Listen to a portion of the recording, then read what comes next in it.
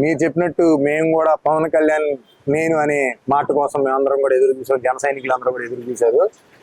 పవన్ కళ్యాణ్ గారు పార్టీ పెట్టి పేద ప్రజల కోసం ఎన్నో కష్టాలు పడుతూ ఆయన సొంత నిధులు, ఆయన సినిమాల్లో ప్రతిపక్షంలో ఉన్నప్పుడు సినిమాల్లో పనిచేస్తూ ఆయన సొంత నిధులు తీసుకొచ్చి పేద ప్రజలకి, కౌలు రైతులకి, పేద ప్రజలకి, అనేక రకాల వారికి, తుఫాను బాధితులకి, అనేక మందికి ఇచ్చిన సందర్భాలు ఎన్నో ఉన్నాయి.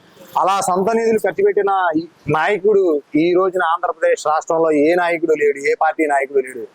అందుకని మేము పవన్ కళ్యాణ్ గారిని అంత బలంగా నమ్ముతాం.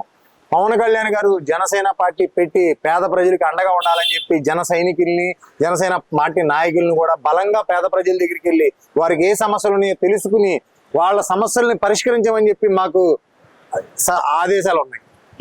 మరి ప్రతి ఏడాది కూడా జనసేన పార్టీ ఆవిర్భావ దినోత్సవ సభలు అనేవి చాలా గ్రాండ్ గా లక్షలాది మంది కార్యకర్తల సమావేశంలో జరిగేవి.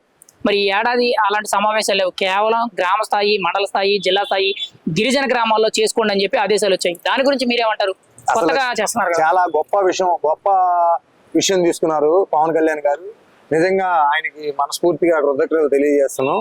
గిరిజన గ్రామాల్లో సార్ వెళ్ళి ఈ రోజున జనసేన పార్టీ ఆవిర్భోత్సవం చేస్తున్నారంటే వాళ్ళతో ఆ పార్టీ ఆవిర్భోత్సవ దినోత్సవం ఆయన జరుపుకోవడం చాలా సంతోషంగా ఉన్నారు. మీరందరూ చూడండి, ఎక్కడో పేద ప్రజలు వాళ్ళు రాలేరు, ఎక్కడో కోణల్లో ఉన్నారు. అలాంటి ప్రజల దగ్గర వాళ్ళ జనసేన పార్టీ ఆవిర్భోత్సవం చాలా ఘనంగా జరుగుతుంది.